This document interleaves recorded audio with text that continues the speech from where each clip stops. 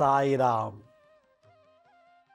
ಆತ್ಮೀಯ ವೀಕ್ಷಕ ಬಾಂಧವರಿಗೆಲ್ಲ ಇವತ್ತಿನ ಜೀವನಾಮೃತ ಕಾರ್ಯಕ್ರಮಕ್ಕೆ ಸ್ವಾಗತ ಸುಸ್ವಾಗತ. ವೀಕ್ಷಕರೇ, ಕಳೆದ 4 ಸಂಚಿಕೆಯಿಂದ ವಿವಾಹಗಳಲ್ಲಿ ಏನೆಲ್ಲ ದೋಷಗಳಿದೆ ಅನ್ನೋದ್ರ ಬಗ್ಗೆ ಮಾತಾಡ್ತಿದ್ದೆ. ನಮ್ಮ ಮನು ಸ್ಮೃತಿ ಮತ್ತು ವೇದಗಳ ಪ್ರಕಾರ 8 ವೆರೈಟಿ ವಿವಾಹ ಪದ್ಧತಿಗಳನ್ನು ಹೇಳ್ಕೊಂಬಂದಿದ್ದೆ ಕೃತಯುಗದಿಂದಲೂ. ಕೃತ ಅಂದರೆ ಸತ್ಯಯುಗ, ಕೃತ, ತ್ರೇತ, ದ್ವಾಪರ ಯುಗದಿಂದಲೂ ಕೂಡ 8 ವೆರೈಟಿ ವಿವಾಹಗಳ ಪದ್ಧತಿ ಇದೆ ನಮ್ಮ ಸನಾತನ ಧರ್ಮದಲ್ಲಿ. ಈ 8 ವೆರೈಟಿನಲ್ಲಿ ಏನೇನು ರೀತಿಯಲ್ಲಿ ಮದುವೆ ಆಗ್ಬೋದು ಒಂದು ಹುಡುಗ ಒಂದು ಹುಡುಗಿ ಅನ್ನೋದನ್ನು ಎಕ್ಸ್ಪ್ಲೇನ್ ಮಾಡುತ್ತೆ. ಆದರೆ ಮದುವೆ ಆದಮೇಲೆ ಏನಾಗ್ತಿದೆ ಅನ್ನೋದು ಗೊತ್ತಾಗೋದಿಲ್ಲ. ಒಂದು ಹುಡುಗ ಓದಿದ್ದಾನೆ, ವಿದ್ಯಾವಂತ, ಪೂಜೆ ಜಪ ತಪ ಯಾತ್ರೆ ದಾನ ಧರ್ಮ ಎಲ್ಲ ಮಾಡ್ತಾನೆ, ಅಂಥವನಿಗೆ ಹೆಣ್ಣು ಕೊಡ್ತಾರೆ. ಅದಕ್ಕೆ ಬ್ರಹ್ಮ ವಿವಾಹ ಅಂತಾರೆ. ಓದಿ ವಿದ್ಯಾವಂತ, ದೇವ್ರ ಮೇಲೆ ಭಕ್ತಿ, ಎಲ್ಲಾದರೂ ದಯೆ ದಾಕ್ಷಿಣ್ಯ, ಒಳ್ಳೆ ಹುಡುಗ, ಬ್ಯಾಕ್ಗ್ರೌಂಡ್ ಚೆಕ್ ಮಾಡಿ ಓದಿ ಕೆಲಸದಲ್ಲಿದ್ದಾನೆ, ದೈವ ಭಕ್ತ ಬೇರೆ ಅಂಥೇಳಿ ಹೆಣ್ಣು ಕೊಡ್ತಾರೆ, ಮದುವೆ ಮಾಡೋದು. ಆ ಥರ ರೀತಿ ಮದುವೆ ಮಾಡಲಿಕ್ಕೆ ಬ್ರಹ್ಮ ವಿವಾಹ ಅಂತಾರೆ. ಮದುವೆ ಆಯಿತು, ಮಕ್ಕಳೇ ಆಗ್ತಿಲ್ಲ,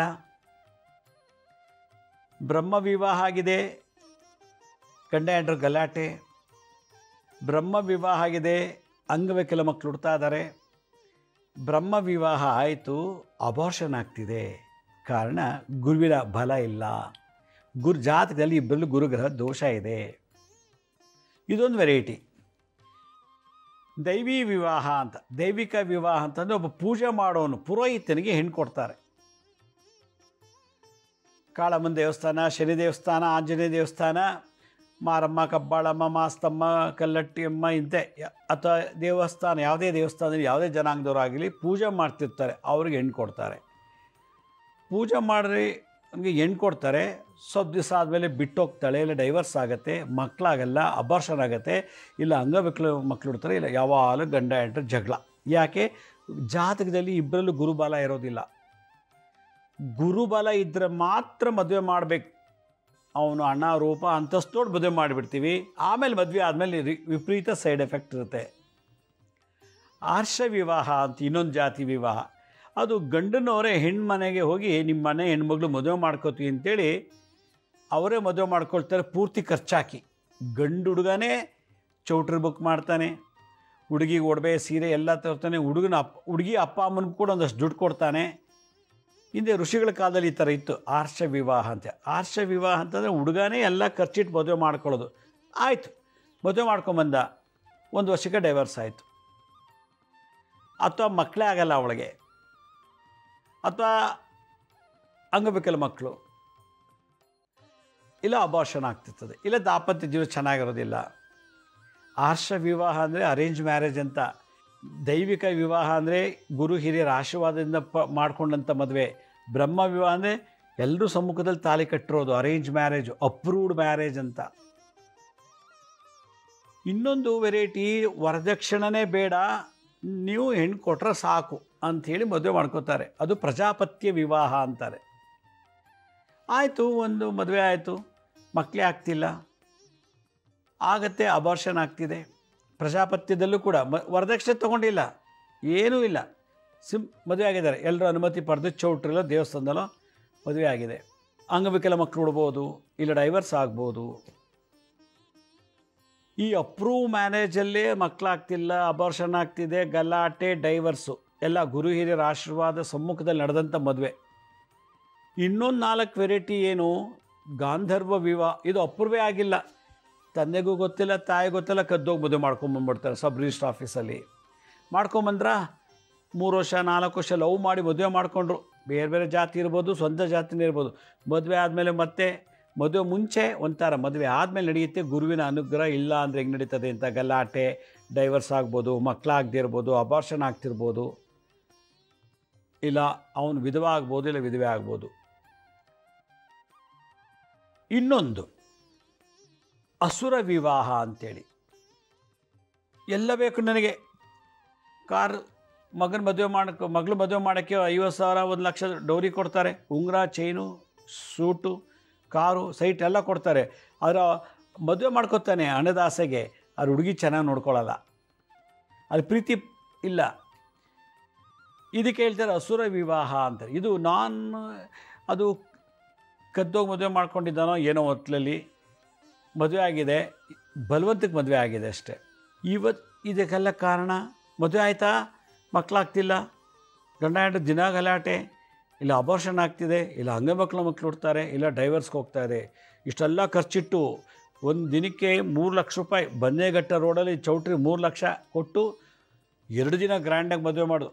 ಆರ್ತಕ್ಷಣೇ ಒಂದು 1 ಕೋಟಿ ಖರ್ಚು ಮಾಡಿದ್ದಾರೆ ಆರ್ತಕ್ಷತೆಗೇ. ನೆಕ್ಸ್ಟ್ ಡೇ ಬೆಳಗ್ಗೆ ಮದುವೆ ಮಾಡಿದ್ರು, ಅದು ಗ್ರ್ಯಾಂಡಾಗಿ. ಮದುವೆ ಆದ ಒಂದು 6 ತಿಂಗಳಿಗೆ ಡೈವರ್ಸ್ ಆಯಿತು. ಹುಡುಗನಿಗೆ ಇನ್ನೊಂದು ಕಡೆ ಪ್ರೀತಿ ಇದೆ, ಲವ್ ಮಾಡಿದ್ದಾನೆ ಅಂತೇಳಿ. ಹುಡುಗಿನ ಕರ್ಕೊಂಬಂದು ಮದುವೆ ಮಾಡ್ಕೊಂಬಿಡ್ತಾರೆ ಹಣದ ಆಸೆಗೋಸ್ಕರ. ಕಸ ಗುಡಿಸು, ಪಾತ್ರೆ ತೊಳ್ಕೊಂಡಿರೋ, ಮನೇಲಿ ಹೇಳಿ ಕೆಲಸ ಮಾಡ್ಕೊಂಡಿರೋ ಅಂತ. ಮದುವೆ ಆಯಿತು, ಆದರೆ ಹುಡುಗಿಗೆ ಸ್ವಾತಂತ್ರ್ಯ ಇಲ್ಲ. ಈ ಥರ ವ್ಯವಹಾರ ಅಸುರ ವಿವಾಹ ಅಂತಾರೆ. ಇದಕ್ಕೆಲ್ಲ ಕಾರಣ ಗುರುವಿನ ಆಶೀರ್ವಾದ ಇಲ್ಲ. ಇನ್ನೊಂದು ವೆರೈಟಿ ನಾನ್ ಅಪ್ರೂವ್ಡ್ ಮ್ಯಾರೇಜ್ ಅಂತ, ಪೈಶಾಚ ವಿವಾಹ ಅಂತ. ಭಾಳ ಬಲವಂತ ಮಾಡಿ ಮದುವೆ ಮಾಡ್ಕೊಂಡ್ಬಿಡ್ತಾರೆ. ಮೊನ್ನೆ ಯಾವುದೋ ಒಂದು ಹುಡುಗ ನಂತರ ಬಂದು, ಒಂದು ಹುಡುಗಿ ಪಾಪ ತಾಯಿ ಮಗಳು ಇಬ್ಬರು ಬಂದಿದ್ದರು. ಎದುರುಗಡೆ ಮನೇಲಿ ಒಂದು ಹುಡುಗ ಇದ್ದಾನೆ, ಅವನು ಡಿ.ಫಾರ್ಮನೇನೋ ಓದ್ತಿದ್ದಾನೆ ಅಂತಲೇ, ಓದಾಗಿದೆಯೋ ಗೊತ್ತಿಲ್ಲ. ಅವನು ಈ ಹುಡುಗಿ ಮೇಲೆ ಆಸೆ. ಅದು ಇವ್ರು ಬೇರೆ ಜಾತಿ, ಅವ್ರು ಬೇರೆ ಜಾತಿ. ಹುಡುಗನಿಗೆ ಅವಳೇ ಮದುವೆ ಮಾಡ್ಕೋಬೇಕು ಅಂತ ಆಸೆ. ಎದುರುಗಡೆ ಹುಡುಗಿ ಮನೆ, ಇಲ್ಲ ಅವನ ಮನೆ. ಅವನು ಒಂದು ಸಲ ಕೇಳಿದಂತೆ, ನಿನ್ನ ನಾನು ಇಷ್ಟಪಡ್ತೀನಿ ಮದುವೆ ಮಾಡ್ಕೋಬೇಕು ಅಂತ. ಅವಳು ಗೊತ್ತು ಇವನು ಬಡಗೆ ಮೇಲೆ ಇದ್ದಾನೆ, ಇವರಪ್ಪನು ಕುಡುಕ, ಮತ್ತು ಇವನು ಮದುವೆ ಮಾಡ್ಕೊಂಡು ನನಗೆ ಸಿಗಲ್ಲ, ಏನು ಸುಖ ಸಿಗೋದಿಲ್ಲ ಅಂತೇಳಿ ನಾನು ಆಗಲ್ಲ ಅನ್ನಂತೆ. ಹುಡುಗಿ ಹೇಳಿದ್ಲಂತೆ.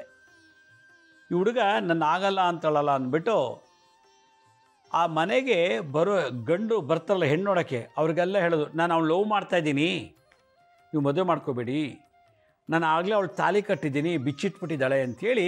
ಆ ಹುಡುಗಿ ಇಷ್ಟ ಇಲ್ಲ ಅಂದ್ರೂ ಅವನ ಮೇಲೆ ಇಷ್ಟ ಇಲ್ಲ, ಇವನಿಗೆ ಅವನ ಮೇಲೆ ಇಷ್ಟ, ಇವನಿಗೆ ಅವಳ ಮೇಲೆ ಇಷ್ಟ. ಬರೋವ್ರಿಗೆಲ್ರಿಗೂ ಚಾಡಿ ಹೇಳಿ ಆ ಹುಡುಗಿ ಮದುವೆನೇ ನಿಲ್ಲಿಸ್ತಾ ಇದ್ದಾನೆ. 2 ಸಲ ಎಂಗೇಜ್ಮೆಂಟ್ ಆಯಿತು. ಹೇಗೋ ಮಾಡಿ ಎಂಗೇಜ್ಮೆಂಟ್ ಆಗಿರೋ ಹುಡುಗನ ಹತ್ರ ಹೋಗಿ ಭೇಟಿ ಮಾಡಿ, ನೀವು ಒಪ್ಕೊಂಡಿರೋ ಹುಡುಗಿ ನನ್ನ ಫಸ್ಟ್ ಲವ್ವರ್ ಅವಳು, ನಾನು ಮದುವೆ ಆಗಿದ್ದೀನಿ ಅಂತ ಹೇಳಿದಂತೆ. ನೀವು ಮದುವೆ ಮಾಡ್ಕೋಬೇಡಿ.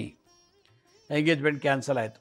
ಸೆಕೆಂಡು ಇನ್ನೊಂದು, ಅವರ ಬೆಂಗಳೂರಿನಲ್ಲಿ ಯಾರೋ ಒಬ್ಬರು ಅಕ್ಕನ ಮೇಲೆ ಇಟ್ಟು ಹುಡುಗಿನ ಅಲ್ಲಿ ಬಿಟ್ಟು ಎಂಗೇಜ್ಮೆಂಟ್ ಮಾಡಿಸಿದ್ರಂತೆ. ಅದು ಹೆಂಗೋ ಗೊತ್ತಾಗಿ ಫೇಸ್ಬುಕ್ಕು ಇನ್ಸ್ಟಾಗ್ರಾಮ್ ಹುಡುಕಿ ಆ ಹುಡುಗನ ಅಡ್ರೆಸ್ ತೊಗೊಂಡು, ನಾನು ಮದುವೆ ಆಗಿದ್ದೀನಿ, ಇವಳನ್ನ ಲವ್ ಮಾಡಿ ಮದುವೆ ಆಗಿದ್ದೀನಿ, ನೀವು ಮದುವೆ ಮಾಡ್ಕೋಬೇಡಿ ಅನ್ನೋದು. ಮದುವೆನೇ ಆಗಿಲ್ಲ, ಅವಳಿಗೆ ಇವನ ಮೇಲೆ ಇಷ್ಟ ಇಲ್ಲ, ಆದರೆ ಅವನಿಗೆ ಇಷ್ಟ. ಅವಳಿಗೆ ಮದುವೆ ಮಾಡ್ಕೊಳಕ್ಕೆ ಬಿಡ್ತಿಲ್ಲ. ನೀನೇನಾದ್ರು ಬೇರೆಯವ್ರು ಮದುವೆ ಮಾಡಿಕೊಂಡ್ರೆ ನಿಮ್ಮ ಅಪ್ಪ ಅಮ್ಮನಿಗೆ ಸರಿಯಾಗಿ ಬುದ್ಧಿ ಕಲಿಸ್ತೀನಿ, ಸಾಯಿಸ್ಬಿಡ್ತೀನಿ, ಹಂಗೆ ಮಾಡ್ತೀನಿ, ಆ್ಯಸಿಡ್ ಹಾಕ್ಬಿಡ್ತೀನಿ, ಹಾಗೆ ಅಂತ ಎದುರಿಸ್ತಾ ಇದ್ದಾನಂತೆ. ಇದು ನಾನು ಕೇಳಕ್ಕೆ ಬಂದಿದ್ದರು. ಈಗ ಅವನು ಆ ಹುಡುಗಿನ ಬಲವಂತವಾಗಿ ಮದುವೆ ಮಾಡ್ಕೊಳ್ತಾ ಇದ್ದಾನೆ, ಎದುರಿಸಿ ಬೆದರಿಸಿ ಬ್ಲ್ಯಾಕ್ ಮೇಲ್ ಮಾಡಿ. ಇದಕ್ಕೆ ಪೈಶಾಚ ವಿವಾಹ ಅಂತ. ಪೈಸಾಚಿ ಅಂತಂದೇನು, ಪೈಸಾಚಿ ಅಂತಂದರೆ ಬಲವಂತ ಅಂತ ಅರ್ಥ. ಹಿಂಸೆಯಿಂದ ಮದುವೆ ಮಾಡ್ಕೊಳ್ಳೋದು. ಈ ಥರದ್ದು ಒಂದು ಪದ್ಧತಿ ಇದೆ. ಈ ಥರ ಮದುವೆ ಮಾಡಿಕೊಂಡ್ರೆ ಅವ್ರಿಗೆ ಹೆಂಗಿರ್ತದೆ ಮುಂದಿನ ಲೈಫು? ಡೈವರ್ಸ್ ಆಗ್ತದಾ? ಮಕ್ಕಳಾಗಲ್ವಾ? ಅಂಗವಿಕಲ ಮಕ್ಕಳು ಹುಡ್ತಾರ? ಡೈವರ್ಸ್ ಆಗ್ತಾರಾ? ನೀವು ಯೋಚನೆ ಮಾಡಿ. ಗುರುಬಲ ಇಲ್ಲ, ಆದರೂ ಮದುವೆ ಆಗಬೇಕು. ಮದುವೆ ಆದಮೇಲೆ ಭಾಳ ಕಷ್ಟ ಇರುತ್ತೆ. ಈ 8 ವೆರೈಟಿನಲ್ಲಿ ಬ್ರಹ್ಮ ವಿವಾಹ, ದೈವಿಕ ವಿವಾಹ, ಆರ್ಷ ವಿವಾಹ, ಪ್ರಜಾಪತ್ಯ ವಿವಾಹ, ಗಾಂಧರ್ವ ವಿವಾಹ, ಅಸುರ ವಿವಾಹ, ಪೈಶಾಚ ವಿವಾಹ, ಕೊನೆಯದು ಭಾಳ ವಿಚಿತ್ರವಾದದ್ದು ರಾಕ್ಷಸ ವಿವಾಹ ಅಂತೇಳಿ. ರಾಕ್ಷಸ ಹುಡುಗಿನೇ ಕಿಡ್ನಾಪ್ ಮಾಡ್ಕೊಂಡೋಗಿ ಮದುವೆ ಮಾಡ್ಕೊಂಬಿಡೋದು, ಕದ್ದು ಅಪಹರಣ ಮಾಡಿ ಮದುವೆ ಮಾಡ್ಕೊಳ್ಳೋದು. ಹುಡುಗಿಗೆ ಇಷ್ಟ ಇದೆಯೋ ಗೊತ್ತಿಲ್ಲ, ಇಷ್ಟ ಇದ್ದರೆ ಮನೇಲಿ ಬಿಡೋದಿಲ್ಲ, ಹುಡುಗಿನ ಕದ್ದು ರಾತ್ರಿ ಹೊತ್ತು ಎತ್ಕೊಂಡೋಗಿ ಮದುವೆ ಮಾಡ್ಕೊಂಬಿಡೋದು. ಹುಡುಗಿಗೆ ಇಷ್ಟ ಇಲ್ಲದೆ ಆದ್ರೂ ಕದ್ದು ಬಲವಂತ ಮಾಡಿ ಎದುರಿಸಿ ಬೆದರಿಸಿ ಮಚ್ಚು ಲಾಂಗು ಚೋರಿಸಿ ಗಲಾಟೆ ಮಾಡಿ ಹೋಗಿ ಮದುವೆ ಮಾಡ್ಕೊಂಬಿಡೋದು. ಎದುರಿಸಿ ಬೆದರಿಸಿ ಕರ್ಕೊಂಡೋಗಿ ಮದುವೆ ಮಾಡ್ಕೊಂಬಿಡ್ತಾರಲ್ಲ, ಇದಕ್ಕೆ ರಾಕ್ಷಸ ವಿವಾಹ ಅಂತಾರೆ. ಇಂಥವರು ಸುಖವಾಗಿ ಬಾಳ್ತಾರಾ? ಮಕ್ಕಳಾಗತ್ತಾ? ಆಗ್ಬೋದು. ಅಂಗವಿಕಲ ಮಕ್ಕಳಾಗ್ತಾರಾ? ಇಲ್ಲ ಅಬಾರ್ಷನ್ ಆಗ್ತದಾ, ಇಲ್ಲ ಉಡೋ ಮಕ್ಕಳು ಸತ್ತೋಗ್ತಾರಾ. ಮದುವೆ ಮುಂಚೆ ಚೆನ್ನಾಗಿತ್ತು ಜೀವನ, ಮದುವೆ ಆದಮೇಲೆ ಇಲ್ಲೆಲ್ಲ ಶುರು. ಡೈವರ್ಸ್ ಅಂತೆ, ಗಂಡ ಕುಡ್ಕೊಂಬಂದು ಹೊಡಿತಾನಂತೆ, ಗಂಡ ಇನ್ನೊಬ್ಬಳು ಇಟ್ಕೊಂಡಿದ್ದಾನಂತೆ. ಅವನು ಹೇಳ್ತಾನೆ, ನನ್ನ ಹೆಂಡ್ತಿ ನಾ ಮನೆ ಬಿಟ್ಟು ಹೋದ್ಮೇಲೆ ಆಫೀಸ್ಗೆ ಒಂದು ನನ್ನ ಹೆಂಡ್ತಿ ಇನ್ನೊಬ್ಬನ ಜೊತೆ ಚಕ್ಕಂದ ಆಡ್ತಾಳೆ, ಮೊಬೈಲಲ್ಲಿ ಮಾತಾಡ್ತಾಳೆ, ನೈಟೆಲ್ಲ ನೋಡಿದ್ದೀನಿ ಅವಳು ಮಾತಾಡೋದು, ವಾಟ್ಸಪ್ಪಲ್ಲೆಲ್ಲ ಮೆಸೇಜ್ ಮಾಡ್ತಾಳೆ. ನನ್ನ ಹೆಂಡ್ತಿ ಇನ್ನೊಬ್ಬನ ಜೊತೆ ಸಹವಾಸ ಇದೆ, ನನ್ನೂ ಮದುವೆ ಮಾಡಿಕೊಂಡು ಅವಳು ಹಳೆ ಲವರ್ ಜೊತೆ ಮಾತುಕತೆ ಮಾಡ್ತಾಳೆ. ಮತ್ತು ಮದುವೆ ಯಾಕಾಯಿತು? ಮದುವೆ ಆಯಿತು, 2 ಸಲ ಅಬಾರ್ಷನ್ ಆಯಿತು. ಮದುವೆ ಆಯಿತು, ಅಂಗವೈಕಲ್ಯ ಮಕ್ಕಳು ಹುಟ್ಟಿದೆ. ಮದುವೆ ಆಯಿತು, ವರ್ಷಕ್ಕೋ 6 ವರ್ಷಕ್ಕೋ ಡೈವರ್ಸ್ ಆಯಿತು. ನೋಡಿ, ಅರೇಂಜ್ ಮ್ಯಾರೇಜಲ್ಲೂ ಲೋಪದೋಷ, ಅಪ್ರೂವ್ಡ್ ಇಲ್ಲದೇ ಇರೋ ಮದುವೆಯಲ್ಲಿ ಗಾಂಧರ್ವ ವಿವಾಹ, ಅಸುರ ವಿವಾಹ, ಪೈಶಾಚಿ ವಿವಾಹ ಮತ್ತು ರಾಕ್ಷಸ ವಿವಾಹ. ಈ ಪೈಶಾಚಿ ವಿವಾಹ ಇದೆಯಲ್ಲ, ಬಲವಂತ ಮದುವೆ ಮಾಡ್ಕೊಳ್ಳೋದು, ಅದು ಲೈಫ್ ಲಾಂಗ್ ಸಫರಿಂಗ್ ಪಡೋವಂಥದ್ದು. ಮದುವೆ ಆಗೋದಾಯಿತು, ಯಾರಿಂದ ಆಯಿತು? ಶುಕ್ರ ಗ್ರಹದಿಂದ ಮದುವೆ ಆಯಿತು. ಶುಕ್ರ ಯಾರು? ವಿವಾಹಕಾರಕ. ಮದುವೆ ಮಾಡಿಸೋಂಥ ಗ್ರಹ ಯಾವುದು? ಪೂರ್ವ ಜನ್ಮದಲ್ಲಿ ಪುಣ್ಯ ಮಾಡಿದರೆ ಈ ಜನ್ಮದಲ್ಲಿ ಮದುವೆ ಆಗತ್ತೆ. ಆ ಪುಣ್ಯ ಮಾಡಿದ್ದ ಹೋದ ಜನ್ಮದಲ್ಲಿ ಅಂತ ಶುಕ್ರನ ಟೇಬಲ್ ಬರ್ತದೆ. ಶುಕ್ರನ ಟೇಬಲ್ಗೆ ಬಂದಾಗ ನಮ್ಮ ಫೈಲು ಒಂದು ಏಜಿಗೆ ಮದುವೆ ಮಾಡಿಸ್ಬಿಡ್ತಾನೆ. ಯಾರು? ಶುಕ್ರ ಗ್ರಹ. ಮುಗಿದೋಯ್ತು. ಶುಕ್ರ ಮದುವೆ ಮಾಡ್ಕೊಂಡ, ಕೈ ಮದುವೆ ಮಾಡಿಸ್ಬಿಟ್ಟ, ಕೈ ತೊಳ್ಕೊಂಡ. ಇವ್ರಿಗೂ ಅವ್ರಿಗೂ ಹೊಂದಾಣಿಕೆ, ಯಾವುದೇ ವಿಷಯದಲ್ಲೇ ಆಗಲಿ, ದಾಂಪತ್ಯ ಜೀವನದಲ್ಲೇ ಆಗಿರ್ಬೋದು, ಸಂತಾನ ವಿಚಾರದಲ್ಲೇ ಆಗಿರೋದು, ಉದ್ಯೋಗ ವ್ಯಾಪಾರ ವ್ಯವಹಾರದಲ್ಲೇ ಆಗಲಿ, ಇಬ್ಬರಿಗೂ ಅಂಡರ್ಸ್ಟ್ಯಾಂಡಿಂಗ್ ಇರಬೇಕು. ಚೆನ್ನಾಗಿ ಬೆಳಿಬೇಕು ಅಂದರೆ ಗುರುವಿನ ಅನುಗ್ರಹ ಇರಬೇಕು. ಹೋದ ಜನ್ಮದಲ್ಲಿ ನಾನು ಯಾರೋ 4 ಜನಕ್ಕೆ ಮದುವೆ ಮಾಡಿಸ್ಬಿಟ್ಟಿದ್ದೆ. ಒಂದು ತಾಲಿ ಕೊಟ್ಟು, ಒಂದು ರೇಷ್ಮೆ ಸೀರೆ ಕೊಟ್ಟು, ಪಂಚಶೀಲ ಕೊಟ್ಟಿದ್ದೆ ದಾನ ಅಂಥೇಳಿ. ಅದ್ರ ಪುಣ್ಯ ಫಲನೇ ಈಗ ನನಗೆ ಮದುವೆ ಆಗೋಯ್ತು. ಆದರೆ ಹೋದ ಜನ್ಮ ಗುರು ಬೈದಿದ್ದೆ, ಗುರು ಬಗ್ಗೆ ಅಪಪ್ರಚಾರ ಮಾಡಿದ್ದೆ, ಗುರುಗೆ ಭಾಳಷ್ಟು ತೊಂದರೆ ಕೊಟ್ಟಿದ್ದೆ. ಹೋದ ಜನ್ಮದಲ್ಲಿ ನಾನು 4 ಜನಕ್ಕೆ ಮದುವೆ ಮಾಡೋ ವಿಚಾರದಲ್ಲಿ ಹಣ ಕೊಟ್ಟಿದ್ನೋ, ದುಡ್ಡು ಕೊಟ್ಟಿದ್ನೋ, ಏನೋ ಒಂದು ಕೊಟ್ಟಿದ್ದೆ. ಆ ಒಂದು ಪುಣ್ಯದಿಂದ ಮದುವೆ ಆಗೋಯ್ತು. ಮದುವೆ ಆದಮೇಲೆ ನನಗೆ ಶುರುವಾಯಿತು ಗುರು ಶಾಪದಿಂದ ಡೈವರ್ಸ್ ಅಂತೆ, ಮಕ್ಕಳಾಗಿಲ್ಲ, ಮಕ್ಕಳು ಸತ್ತೋಗೋದು, ಇಲ್ಲ ಭಾಳಷ್ಟು ತೊಂದರೆ. ಮದುವೆ ಆದಮೇಲೆ ನಂಗೆ ದರಿದ್ರ ಬಂತು. ಮದುವೆ ಮುಂಚೆ ಕಾರು, ಸೈಟು, ಮನೆ, ಬಂಗ್ಲೆ ಎಲ್ಲ ಇತ್ತು. ಮದುವೆ ಆದಮೇಲೆ ಎಲ್ಲ ಕಳ್ಕೊಂಡೆ. ಗುರು ನನ್ನ ಹತ್ರ ಕಾರಿದೆ, 5-6 ಸೈಟ್ ಇದೆ, 2-3 ಮನೆ ಇದೆ, ಕಮರ್ಷಿಯಲ್ ಬಿಲ್ಡಿಂಗ್ ಇದೆ, ಬಾಡಿಗೆ ಬರ್ತಿದೆ, ಒಳ್ಳೆ ಹೆಂಡ್ತಿ, ಒಳ್ಳೆ ಗಂಡ ಎಲ್ಲ ಇದೆ. ಅದು ಯಾವುದೂ ಅನುಭವಿಸೋಕ್ಕೆ ನನ್ನ ಕೈಲಿ ಆಗ್ತಿಲ್ಲ. ಭಾಳಷ್ಟು ತೊಂದರೆ. ಯಾಕೆಂದರೆ ಮದುವೆ ಆದಮೇಲೆ ಇವೆಲ್ಲ ಶುರು. ಮುಂದೆ ಎಲ್ಲ ಇದೆ, ಗಂಡ ಹೆಂಡ್ತಿ, ಮಕ್ಕಳು, ಕಾರು, ಸೈಟು, ಬಂಗ್ಲೆ ಎಲ್ಲ ಇದೆ. ನನ್ನ ಹಿಂದೆ ಗುರುವಿನ ಆಶೀರ್ವಾದ ಇಲ್ಲ, ಬೆನ್ನಿಂದ ಗುರು ಹಿಂದೆ ಆಶೀರ್ವಾದ ಇಲ್ಲ. ಹೀಗಾಗಿ ಮದುವೆ ಆದಮೇಲೆ ಒಂದು ಕಳ್ಕೊಂಡೆ. ಈ 8 ವೆರೈಟಿ ವಿವಾಹದಲ್ಲಿ ಕಳ್ಕೊಳ್ಳೋದೆಷ್ಟು? ಭಾಳ. ದುಃಖ ಪಟ್ಟಿದ್ದೆಷ್ಟು? ಅಯ್ಯೋ ಸಮುದ್ರದಷ್ಟು. ನೋವೆಷ್ಟು? ಹಗಲು ರಾತ್ರಿ ಅನುಭವಿಸ್ಬಿಟ್ಟೆ ಮದುವೆ ಆದಮೇಲಿಂದ. ಯಾಕೆ? ಗುರುಬಲ ಇಲ್ದೋದಾಗ ಮದುವೆ ಆಗಿದೆ. ಜಾತಕದಲ್ಲಿ ನೋಡಬೇಕು, ಮದುವೆ ಆಗೋಕ್ಕೆ ಗುರುಬಲ ನೋಡಬೇಕು. ಗಂಡು ಮಕ್ಕಳಿಗೆ ಉಪನಯನ ಮುಂಜಿ ಮಾಡೋಕ್ಕೆ ಗುರುಬಲ ನೋಡಬೇಕು. ಮನೆ ಕಟ್ಟಕ್ಕೆ, ಗೃಹ ಪ್ರವೇಶಕ್ಕೆ ಗುರುಬಲ ನೋಡಬೇಕೇನು? ಅಭಿವೃದ್ಧಿ ಆಗಬೇಕು ಅಂದರೆ ಗುರುಬಲ ಬೇಕು. ಇಡೀ 9 ಗ್ರಹಗಳಲ್ಲಿ ಒಬ್ಬ ಮನುಷ್ಯ ಯಶಸ್ವಿಯಾಗಿ ಬೆಳೀತೀರಿ ಅಂದರೆ ಗುರುಗ್ರಹದ ಆಶೀರ್ವಾದ ಬೇಕು, ಗುರುವಿನ ಅನುಗ್ರಹ ಬೇಕು, ಕೃಪಾ ಕಟಾಕ್ಷ ಬೇಕು. ದೇವರ ಪೂಜೆ ಮಾಡ್ತೀವಿ, ಧ್ಯಾನ ಮೆಡಿಟೇಷನ್ ಮಾಡ್ತೀವಿ, ದಾನ ಕೊಡ್ತೀನಿ, ಧರ್ಮ ಪಾಲನೆ ಮಾಡ್ತೀನಿ. ನಾನು ಯಾವ ಧರ್ಮದಲ್ಲಿ ಹುಟ್ಟಿದ್ದೀನೋ ಆ ಧರ್ಮದ ಪಾಲನೆ ಮಾಡ್ತೀನಿ, ಕಟ್ಟುನಿಟ್ಟಾಗಿ ಯಾತ್ರೆ ಮಾಡ್ತೀನಿ, ನದಿ ಸ್ನಾನ ಮಾಡ್ತೀನಿ. ಇದೆಲ್ಲದರಿಂದ ದೈವತ ಅನುಗ್ರಹ ಆಗಿದೆ, ದೇವರ ಆಶೀರ್ವಾದ ಆಗಿದೆ. ಆದರೆ ಅದನ್ನು ಅಭಿವೃದ್ಧಿಪಡಿಸಿ ಸಂತೋಷ ಪಡಬೇಕು ಅಂದರೆ ಗುರುವಿನ ಕೃಪಾ ಕಟಾಕ್ಷ ಬೇಕು, ಗುರುವಿನ ಆಶೀರ್ವಾದ ಬೇಕು.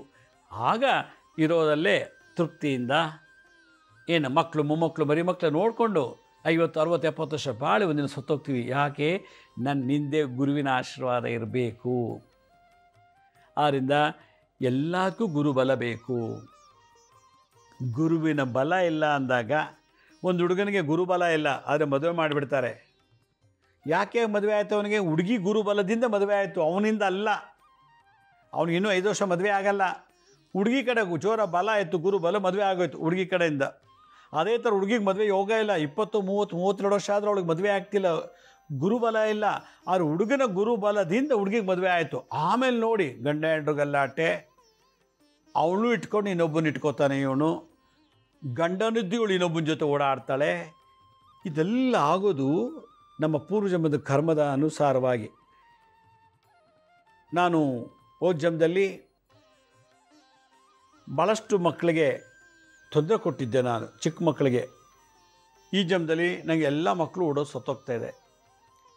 ಹೀಗೆ ಯಾವ್ಯಾವುದೋ ಒಂದು ಕರ್ಮ ಮಾಡಿರ್ತೀವಿ, ಮದುವೆ ಅಂತ ಆಗುತ್ತೆ. ಮದುವೆ ಆದಮೇಲೆ ಆ ಕರ್ಮಗಳು ಸಂತಾನಕ್ಕೆ ಬಿಡೋದಿಲ್ಲ. ಸಂತಾನ ಆದರೂ ಅಂಗವಿಕಲ ಮಕ್ಕಳು ಓಡೋಗಿ ಮಾಡುತ್ತೆ. ಜನ್ಮದ ಕರ್ಮ ಕಾರ್ ಕಳೋದು, ಸೈಟ್ ಕಳ್ಕೊಳ್ಳೋದು ಎಲ್ಲ ಮಾಡಿಬಿಡ್ತದೆ. ಗುರು ಬಲ ಇದ್ದಾಗ ಎಲ್ಲ ಸಂಪಾದನೆ ಮಾಡಿದೆ.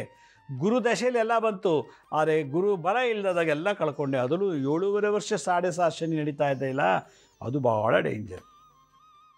ಹೀಗಾಗಿ ಗುರುವಿನ ಬಲ ಇಲ್ಲ ಅಂದರೆ ಜಗತ್ತಿನಲ್ಲಿ ಯಾವುದೂ ನಡೆಯೋದಿಲ್ಲ. ಈಗ ಎಷ್ಟೋ ಜಾತಿಯವ್ರಿಗೆ ಗುರುಗಳಿಲ್ಲ.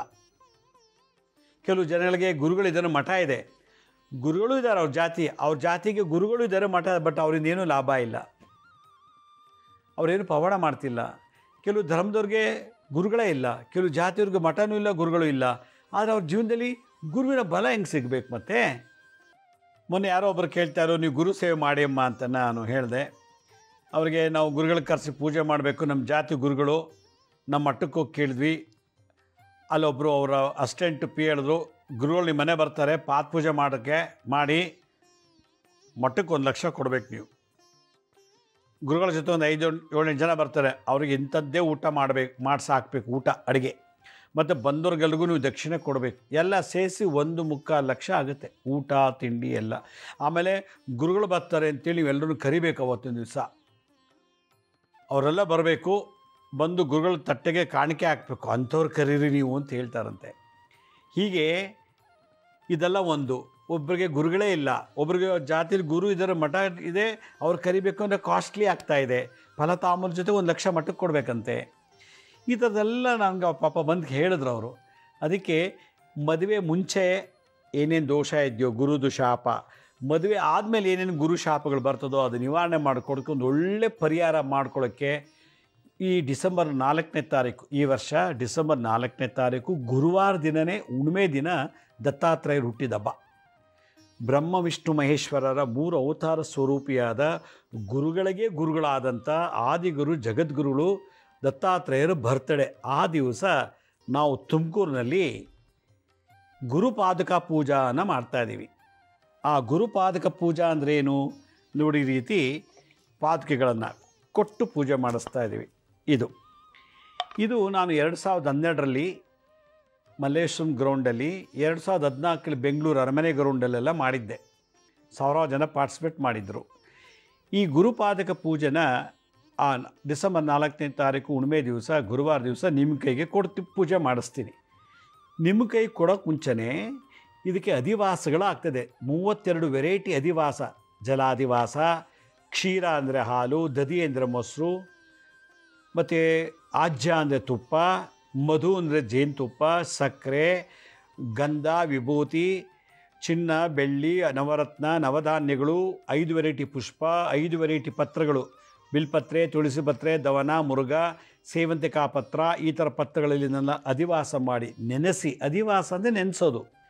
32 ವೆರೈಟಿ ಅಧಿವಾಸಗಳನ್ನು ಮಾಡಿದ ಮೇಲೆ 4ನೇ ತಾರೀಕು ಗುರುವಾರ ಡಿಸೆಂಬರ್ ಗುರುವಾರ ದತ್ತ ಜಯಂತಿ ಸಹ ತುಮಕೂರಿನಲ್ಲಿ ಇದನ್ನು ಯಾರ್ಯಾರು ರಿಜಿಸ್ಟ್ರ್ ಮಾಡಿರ್ತಾರೋ ಅವ್ರಿಗೆ ಕೊಡ್ತೀವಿ. ಕೊಟ್ಬಿಟ್ಟು ಅವ್ರ ಕೇಳಿ ಇದಕ್ಕೆ ಪ್ರಾಣ ಪ್ರತಿಷ್ಠಾಪನೆ, ಪ್ರಾಣ ತುಂಬಿಸೋದು ಆ ಹುಣ್ಣಿಮೆ ದಿನ. ದತ್ತಾತ್ರೇಯ ಗುರು ಪರಮಗುರು ಅಂದರೆ ಗುರುವಿನ ಗುರುಗಳು, ಪರಾತ್ಪರ ಪರಮೇಷ್ಠಿ ಗುರುಗಳು, ಹೀಗೆ 4 ತಲೆಮಾರು ಗುರುಗಳನ್ನು ನಾಥ ಪರಂಪರೆ, ದತ್ತ ಪರಂಪರೆಯ ಪರವಾಗಿ, ಆ ಸಂಪ್ರದಾಯ ಪರವಾಗಿ ಇದಕ್ಕೆ ಪ್ರಾಣ ಪ್ರತಿಷ್ಠಾಪನೆ ಮಾಡಿ 64 ವೆರೈಟಿ ಚತುಷ್ಷಷ್ಠಿ, 64 ಅಂದರೆ ಚತುಷ್ಷಷ್ಠಿ, 64 ವೆರೈಟಿ ಇದಕ್ಕೆ ಪೂಜೆಗಳನ್ನು ಮಾಡಿಸಿ ನಿಮ್ಮ ಕೈಲೇ. ಆಮೇಲೆ ಇದಕ್ಕೆ ಕಲಾಶಕ್ತಿ ತುಂಬಿ, 64 ಕಲಾಶಕ್ತಿ, ಇದನ್ನು ನಾನು ಅಲ್ಲಿ ಹೇಳ್ತೀನಿ ಏನೇನು ಮಾಡಬೇಕು ಅಂತೇಳಿ.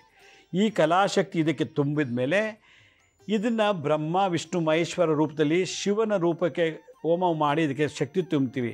ಮೃತ್ಯುಂಜಯ ಹೋಮ, ಮೃತ್ಯುಂಜಯ, ಅಮೃತ ಮೃತ್ಯುಂಜಯ, ಅಘೋರ ಮೃತ್ಯುಂಜಯ ಅಂಥೇಳಿ ಹೋಮ ಮಂತ್ರ ಹೇಳಿ ಇದಕ್ಕೆ ಮೃತ್ಯುಂಜಯ ಶಕ್ತಿ.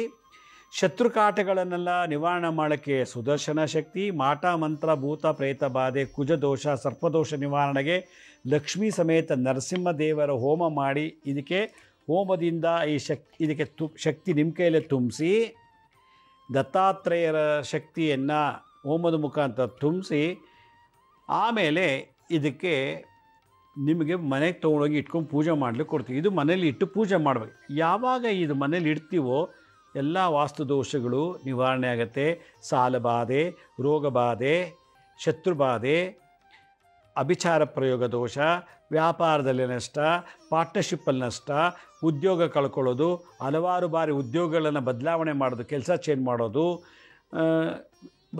ವಿಪರೀತ ಮೋಸ ವಂಚನೆಯಿಂದ ನಮ್ಮ ಲೈಫೇ ಚೇಂಜ್ ಆಗಿಬಿಟ್ಟಿರ್ತದೆ. ಕೋರ್ಟು, ಪೊಲೀಸ್ ಸ್ಟೇಷನ್ ಏನೇನಿದೆಯೋ ಅದೆಲ್ಲ ಮನೆ ಒಳಗೆ ಗುರು ಮುಂದೆ ಕೂತು ದಿನ ಜಪ ಮಾಡಿ ಪೂಜೆ ಮಾಡಿಬಿಟ್ರೆ ಸಾಕು. ಭಾಳ ವಿಶೇಷ. 108 ಹೆಣ್ಮಕ್ಳು ಮದುವೆ ಆಗಿಲ್ದವ್ರು ಅವ್ರ ಕೈಲಿ ಕೂರಿಸಿ ಪೂಜೆ ಮಾಡಿಸ್ತೀವಿ. ಈ ಪೂಜೆ ಮಾಡಬೇಕು ಅಂತಂದರೆ ನೀವು ರಿಜಿಸ್ಟ್ರೇಷನ್ ಮಾಡ್ಕೋಬೇಕು. ಏನದು? ಆ ಲಿಂಕ್ ನೋಡಿ, ಗುರುಪಾದಕ ಪೂಜಾ ಅಂತ ಲಿಂಕು ಟಿ ವಿ ಮೇಲೆ ತೋರಿಸ್ತಾ ಇದೆ. ಆ ಟಿ ವಿ ಮೇಲೆ ತೋರಿಸೋ ಲಿಂಕನ್ನು ಕಾಪಿ ಮಾಡಿಕೊಂಡು ಲಾಗಿನ್ ಆಗಿ ಅದರಲ್ಲಿ ಎಲ್ಲ ಡೀಟೇಲ್ ಇದೆ. 2012, 2014 ಮಾಡಿದ್ದು, ಮತ್ತು ಈಗೇನು ರೂಲ್ಸು ರೆಗ್ಯುಲೇಷನ್ಸ್ ಅಂತ. ಈ ಪೂಜೆಗೆ ರಿಜಿಸ್ಟ್ರೇಷನ್ ಮಾಡಬೇಕು. ಇದಕ್ಕೆ ಕೊಡೋ ದುಡ್ಡು ಏನಿದೆಯೋ ನೀವು, ಆ ದುಡ್ಡನ್ನು ನಾವು ಪಾಂಡುರಂಗ ದೇವಸ್ಥಾನ, ಬೆಂಗಳೂರು ಮಲ್ಲೇಶ್ವರ ಪಾಂಡುರಂಗ ದೇವಸ್ಥಾನ ಕಟ್ಟಕ್ಕೆ ಯೂಸ್ ಮಾಡ್ತಾಯಿದ್ವಿ. ಉಚಿತ ಅನಾಥಾಶ್ರಮ, ಉಚಿತ ವೃದ್ಧಾಶ್ರಮ, ಉಚಿತ ಗುರುಕುಲ ಮಾಡ್ತಾಯಿದ್ದೀವಿ ನಮ್ಮ ಸಂಸ್ಥೆಯಿಂದ. ಅದಕ್ಕೂ ವಿನಿಯೋಗ ಆಗುತ್ತೆ. ನೀವು ಕೊಡೋ ಭಿಕ್ಷೆ ಈ ಗುರು ದಕ್ಷಿಣೆ. ಆದ್ದರಿಂದ ಯಾರಿಗೆ ಇದರಲ್ಲಿ ಭಾಗವಹಿಸಿ ಈ 8 ವೆರೈಟಿ ಮದುವೆ ಆಗಿರೋರಿಗೆ ಏನೇನು ದೋಷ ಇದೆಯೋ ಅದು ನಿವಾರಣೆ ಮಾಡ್ಕೊಳ್ಳೋಕ್ಕೆ ಆ ಹುಣ್ಣಿಮೆ ಗುರುವಾರ ಬಂದಿದೆ ಈ ವರ್ಷ. ಅಲ್ಲಿ ಭಾಳ ಶಾಂತಿ. ನೀವೇ ಪೂಜೆ ಮಾಡೋದ್ರಿಂದ ಇದನ್ನು ಮಾಡಬೇಕು, ಇದರಲ್ಲಿ ಭಾಗವಹಿಸಬೇಕು ಅನ್ನೋದಾಗಿದ್ದರೆ ಈ ಕೂಡಲೇ ನೀವು ಅದನ್ನು ರಿಜಿಸ್ಟರ್ ಮಾಡ್ಕೊಳ್ಳಿ. 1008 ದಂಪತಿಗಳು ಮಾತ್ರ, 108 ಗಂಡು ಹುಡುಗರು, 108 ಗಂಡು ಹುಡುಗರು ಮದುವೆ ಆಗಿದವ್ರಿಗೆ ಅವಕಾಶ ಇದೆ. ಯಾರು ಮೊದಲು ಬರ್ತಾರೋ ಅವ್ರಿಗೆ ಇದೊಂದು ಅವಕಾಶ. ಈ ಒಂದು ಅವಕಾಶ ತಪ್ಪಿಸ್ಕೋಬೇಡಿ. ಮತ್ತು ಈ ಗುರುವಾರ ಹುಣ್ಣಿಮೆ ದತ್ತ ಜಯಂತಿ ಬರೋದು ಭಾಳ ಕಷ್ಟ. ನೆಕ್ಸ್ಟ್ ಇಯರು ಭಾಳ ತುಂಬ ದೋಷ ಇದೆ. ಮುಂದಿನ 2026ಕ್ಕೆ ನಾವು ಮೊನ್ನೆ ಸಂಚಿಕೆಯಲ್ಲಿ ಹೇಳಿದ್ದೀನಿ. ಮುಂಜಾಗ್ರತೆ ಕ್ರಮಕ್ಕೆ ಇದೊಂದು ಮಾಡ್ತಾಯಿದ್ದೀವಿ. ಈ ಸಾವಿರಾರು ರೂಪಾಯಿ ಬೇರೆ ಕಡೆ ಕೊಟ್ಟು ಖರ್ಚು ಮಾಡೋ ಬದಲು ನೀವೇ ಇದು ಕೊಟ್ಟರೆ ಸಂಸ್ಥೆಗೂ ಡೊನೇಷನ್ ಆಯಿತು, ನಿಮ್ಮ ದೋಷನೂ ಕಳೀತು, ಗುರು ದೋಷ ನಿವಾರಣೆ ಆಗುತ್ತೆ. ಇದು ಭಾಗವಹಿಸಿ ಅಂತ ಹೇಳ್ತಾ, ನಮ್ಮ ಹಳೆ ಸಂಚಿಕೆ ನೋಡೋಕ್ಕಾಗಿಲ್ವೋ ನಮ್ಮ ಶಿರಡಿ ಸಾಯಿ ವೀಕ್ಷಾ ಕೇಂದ್ರ ಮತ್ತು ಹೆಲ್ತ್ ಸೈನ್ಸ್ ಅಂತ 2 ಯೂಟ್ಯೂಬ್ ಚಾನಲ್ ಇದೆ. ಇದ್ರ ಜೊತೆಗೆ SSBK ಜ್ಞಾನೋದಯ ಅಂತ ಒಂದು ಮ್ಯೂಸಿಕ್ ಚಾನಲ್ ಇದೆ. 3ಕ್ಕೂ ಸಬ್ಸ್ಕ್ರೈಬ್ ಮಾಡ್ಕೊಳ್ಳಿ. ನೋಡಾದ್ಮೇಲೆ ಲೈಕ್ ಬಟನ್ ಪ್ರೆಸ್ ಮಾಡಿ. ಆಮೇಲೆ ಆ ಲಿಂಕನ್ನು ನಿಮ್ಮ ಬಂಧು ಮಿತ್ರರಿಗೆ ವಾಟ್ಸಪ್ ಮುಖಾಂತರ, ಇಮೇಲ್ ಮುಖಾಂತರ ಶೇರ್ ಮಾಡಿ.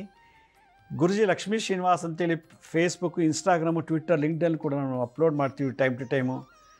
ಆಮೇಲೆ ಅಪಾಯಿಂಟ್ಮೆಂಟ್ ಬೇಕಿದ್ದರೆ ಮಾತ್ರ ನೀವು ಈ ಲಿಂಕನ್ನು ಕ್ಲಿಕ್ ಮಾಡಿ ಯಾವ ಡೇಟ್ ಯಾವ ಟೈಮ್ಗೆ ಅಪಾಯಿಂಟ್ಮೆಂಟ್ ಬುಕ್ ಮಾಡ್ಕೊಂಡು ನೀವೇ ಬರ್ಬೋದು. ಮತ್ತೊಮ್ಮೆ ಹೇಳ್ತೀನಿ, ಈ ಒಂದು ಲಿಂಕ್ ಪಾದಕ ಪೂಜೆಗೆ ಲಿಂಕನ್ನು ಕ್ಲಿಕ್ ಮಾಡಿ ನೀವೇ ರಿಜಿಸ್ಟರ್ ಮಾಡ್ಕೊಳ್ಳಿ ಅಂತ ಹೇಳ್ತಾ, ನಾಳಿನ ಸಂಚಿಕೆಯಲ್ಲಿ ನಿಮ್ಮನ್ನು ಫೋನ್ ಕರೆ ಮೂಲಕ ಭೇಟಿ ಮಾಡಿ ನಿಮ್ಮ ಸಮಸ್ಯೆಗಳನ್ನ ನಿವಾರಣೆ ಮಾಡೋ ಬಗ್ಗೆ ಭೇಟಿ ಮಾಡ್ತೀನಿ. ಅಲ್ಲಿವರೆಗೂ ನನ್ನ ನಮಸ್ಕಾರ. ಸಾಯಿರಾಮ್.